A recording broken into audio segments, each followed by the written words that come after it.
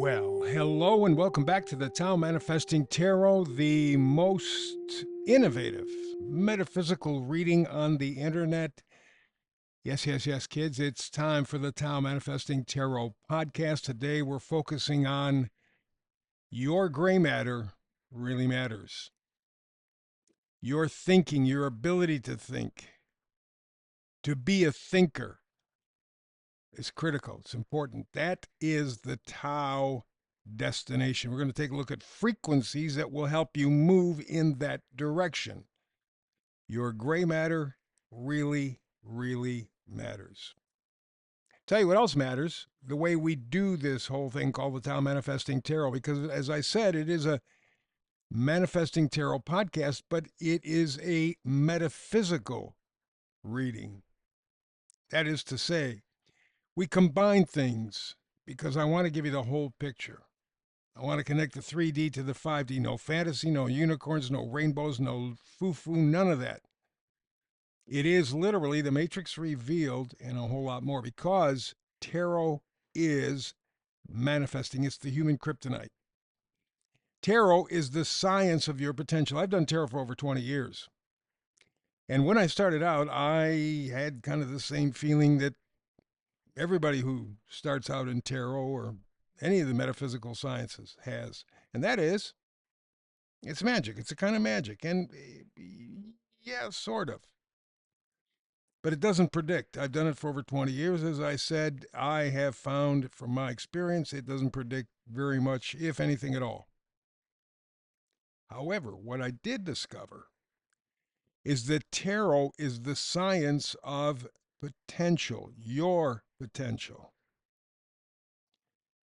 Tarot, you take a look at the cards. Yeah, there's pictures on the cards, and each of them means something different, but it's a frequency. Each card is a frequency in and of itself. However, now you start to combine in the reading other tarot cards, you're mixing in other frequencies, and that's changing the manifesting frequency for the reading. That's why I only do 3 cards. Well, that and the fact that Nikola Tesla said that if you knew the power of 3, you would understand the universe, and he was pretty sharp. But 3 has always had kind of a magical quality, mind, body, spirit. Christians, the Trinity. 3 always has had some kind of a special vibe to it. So you put all those together and I only do 3 cards. It's a good, simple, clear reading, concise, and that's our destination. That frequency of those 3 combined tarot frequencies, that singular frequency is our destination. Okay? But you need a map. You're going somewhere, you need some sort of guidance. You could use a GPS, a regular paper map, whatever the hell it is, but you have to have some kind of guidance to get you there. And that's where I combine numerology and astrology. I've done those for over 50, as I said, tarot for over 20, so I've been doing this for a while. And I knew right from the beginning that numerology and astrology were the science of cycles. The problem is they are cycles within cycles within cycles within cycles. I mean, ad nauseum. Just, it's crazy. People who do astrology, and I have some friends who are really, really good astrologers, they have the same problem I do. Just, it's chop suey. There's too many cycles. You got the 12 signs, you got the 12 houses, you got full moon, new moon, you got north node, south node, you have eclipses, you have the different angles, biquintile, sextile, conjunction, whatever the hell it is. And you have a whole bunch of other stuff mixed in, and the planets are moving, and it's just, whoo. So the end result is, just like people who put out 40, 50, 60, 100, and I've seen it, 100 tarot cards in a reading, you can't make sense out of it. So what I decided to do was to say, okay, let's simplify, simplify, simplify. That's why the Tao Manifesting Tarot. So we have 3 tarot frequencies, which is the destination of the reading. And then for the numerology and astrology, I take the basics. So I primarily look at Pluto, Neptune, Uranus, add in Saturn, and just for giggles, How about Jupiter? And I also work in some numerology where appropriate, just to give you the map to your Tao destination. But more importantly, when I do the astrology, you've heard the expression that history repeats. Well, the reason is the frequencies that you see in astrology, they keep repeating. They do the same thing over and over and over and over and over and over again. For example, 1492, we had Pluto and Neptune together in a certain place in the sky. 1492, Columbus comes to the New World. Well, it takes 500 years for Pluto and Neptune to make contact again, so 500 years from 1492 makes it 1992. And what do we have? President George H.W. Jackass Bush declaring New World Order. So we go from 1492, where they declare the New World, 1992, where they declare the New World Order. And frankly, even before that, let's subtract 500 years, go from 1492 to 992. You had a major joining of Christianity, of the Mongols, a whole bunch Byzantine, a whole bunch of religious and philosophical groups joining together. That changed the world. So every 500 years, 992, 1492, 1992, you see what the pattern is and you get an idea. Same thing with the American Revolution, whatever was together when it was Pluto Uranus in 1776. A year ago, they got together again. Look where we are. We're in revolution, evolution mode. Even the Civil War. 1860, Neptune was in one position in the sky. It has now returned to that position. Takes 165 years. What do we got? Civil war, kind of, sort of, in the world, and the United States and all over the place. People are in an uproar. You see how this all changes. And knowing this allows you to take that kryptonite, that tarot energy, and apply it appropriately. You're not guessing. You can see, hear, feel, oh, they went through that, they went through that. Oh, wow, same thing, 992, 1492. I get it. I get the feeling. Now let me make the application. So knowing these repetitive patterns can teach us about the future. It's not magic, it's simply knowing critical styles. So in this tarot reading, you're not only going to know the potential destination, but you're going to know what it feels like. You're going to actually kind of, sort of, in a way, be able to live there, touch your kryptonite. Now, we will begin this evolutionary journey in a moment. We're going to start with the astrology, but I just want to remind you, I do have an email you can contact me with. Feel free. Tao-tarot@proton.me, Tao-tarot@proton.me. You don't have to be friendly. You don't have to even be nice. Just communicate. And I'll get back to you as soon as I can. May not be much of a reply if you're angry, nasty, mean, whatever the heck. It may not be other than thank you, but it's okay. Doesn't make any difference. Tao-tarot@proton.me. Okay, so the Tao Manifesting Tarot reading for today, we're focusing on your ability to think for yourself. Very important, because that's the kryptonite, thinking for yourself. Or to put it the way I have it on the screen here, your gray matter really matters. We're going to get into that. Let's get to the astrologic part. Thinking is the best way to travel. Moody Blues. Can't remember what album. I think it was their second album. Search the Lost Chord. Could have been, but Moody Blues said it. Thinking is the best way to travel. Or a friend of mine, Ted Nugent, said, journey to the center of your mind. The point is use your mind. White Rabbit, Jefferson Airplane said, feed your head, feed your head, feed your head. We don't do that much. We simply just soak up crap from the internet, crap from television and media. It's garbage. It fills time. Doesn't accomplish anything. Doesn't make us stronger. Doesn't make us smarter. Doesn't do much for us at all. But when you are aware of the fact that your ability to think thoughts for yourself may be the greatest threat to the deep state, got to think about it again, pun intended. Your ability to put information together on your own. Draw conclusions on your own. That's the biggest threat to the bastards that run our lives. In fact, John D. Rockefeller said very clearly, I don't want a nation of thinkers, I want a nation of workers. And he set it up. He arranged our school system so that we would be used to working in an office or factory, the bells ringing, getting up, moving around. All that stuff was set up to program us for work. That's the reason you went to college. You wanted to get a job.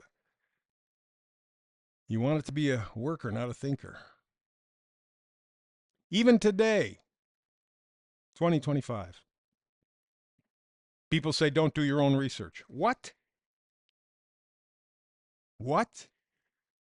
When we're finding out that Gronk, ChatGPT, all these AI things lie to us, when we find out that the guy who runs Palantir gathers all this data on us and then spits it out but lies, it's manipulating. I can't tell you how many people I've run into who have gone to AI and said, Jesus, give me a wrong answer. I know what the answer is because I went through it. I did it. Didn't give me the right answer. If you are going to go to one place that's automated and controlled by somebody else to do your thinking for you, you're screwed. You're stupid too, by the way. And you're not thinking.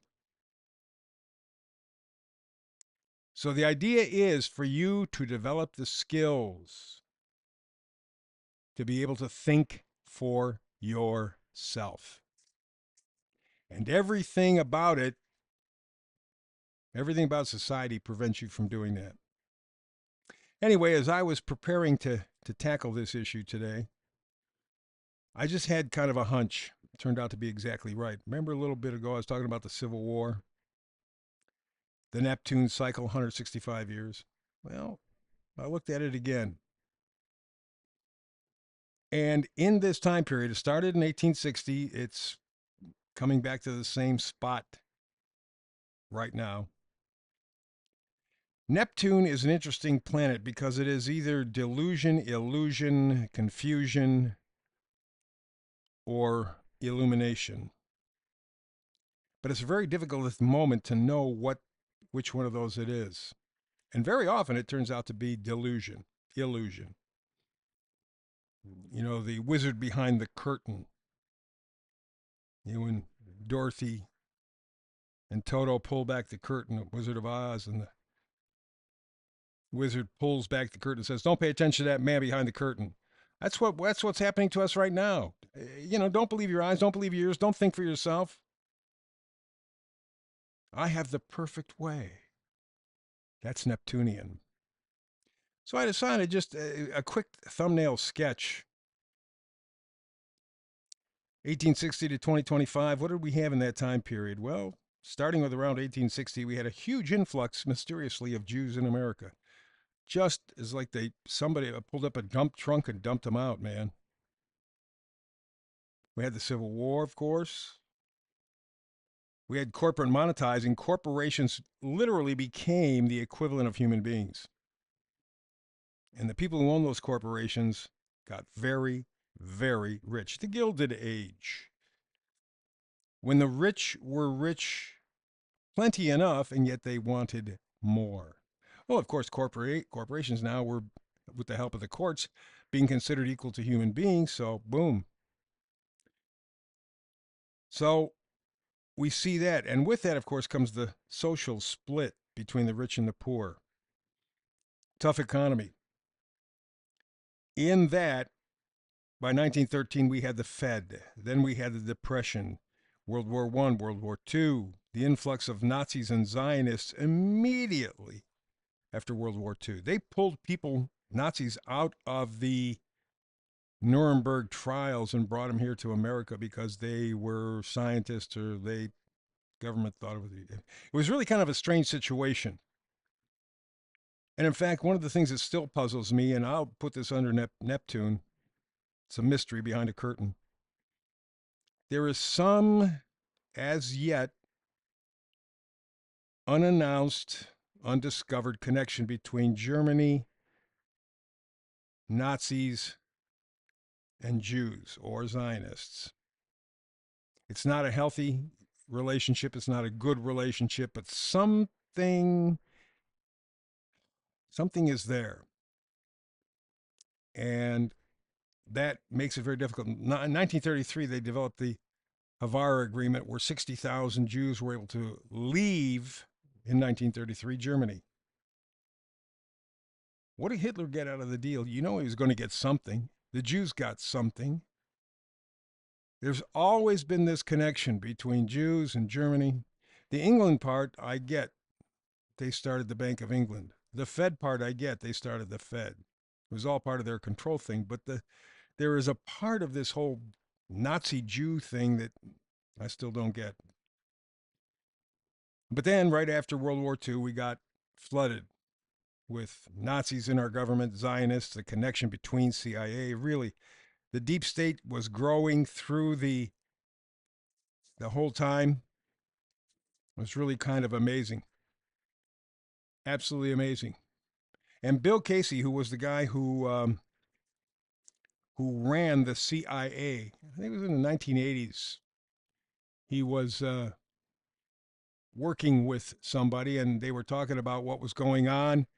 And he said, "We will know when our work is finished in the United States when what everybody believes is false," or words to that effect. That's not an exact quote, but you're going to find it's not that far wrong. Kind of interesting. We will know our work is done when whatever any American believes is a lie. Okay. Okay, I get it. So that takes us to this whole thing of the Neptune cycle. It appeared to be one thing, it was sold as one thing, and now over time it's turning out to be something entirely different. The dream has now become a nightmare, and nothing short. It is turned against us completely. Wow, what a wake up call. So, on that note, we're talking about the Neptune cycle, 1860 to 2025. Deceptive information. You are being sold a bill of goods, and people are now just beginning to figure it out. And man, talk about a rude awakening. Let's go to the meme of the day. I got 4 of them. Upper right, lower left. I will not comply with digital ID. It's horrendous. Even RFK spoke out against it. Said, no. We don't want any part of this. This is without a doubt Orwellian. And I trust the one person I trust in the Trump administration, I got to say the only one, is RFK. So far he's come through. The rest have fallen miserably short. Definition of smart city? It's a concentration camp, but you can't call it that, but that's what the 15-minute city is going to be. Concentration camp. And then you got this asshole from Britain, Austin Corstens, the Bank of International Settlements, which is the deep state banking group. He says people want their money to be digital and programmable. Bullshit. You want that. You want that. Nobody else wants that because that's digital ID. That's those 15-minute cities. Just, he's a fat ass anyway. Let's move on. Missing link. Mass non-compliance is the only way to end this. And I think it's going to take more than mass non-compliance. Boy, you hate like hell saying it, but I think there's going to be some violence involved because you do not go up to Bill Gates and say, you're not going to do this anymore. You do not go up to Klaus Schwab and say, you're not going to do this anymore. You're not going to go up to the guy who runs Palantir. You're not going to do this anymore. They're going to tell you to go screw yourself. So you tell me what you got to do. For starters, mass non-compliance is the only way to end this. And then I put a little humorous thing there. This is a Norman Rockwell painting back from the 30s. 4 freedoms, and this is the freedom of speech. But somebody added in a little extra. This guy's saying, if you just print money, why do I got to pay taxes? That's all you do. You print money out of air, out of nothing. It doesn't mean anything. There's no value attached to it. Why do we have to pay taxes? Keep us poor.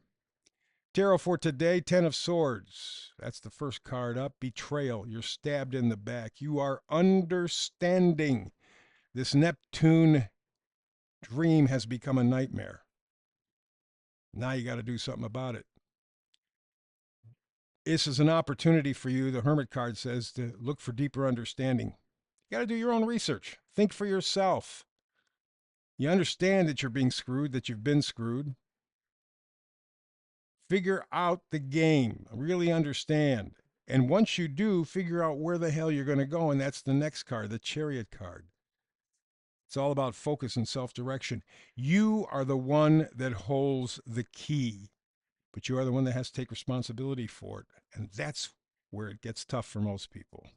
We're out of time. Thank you for doing it. I realize this is an investment from your day, and I appreciate it. Please like and subscribe, like and subscribe, like and subscribe. It is important.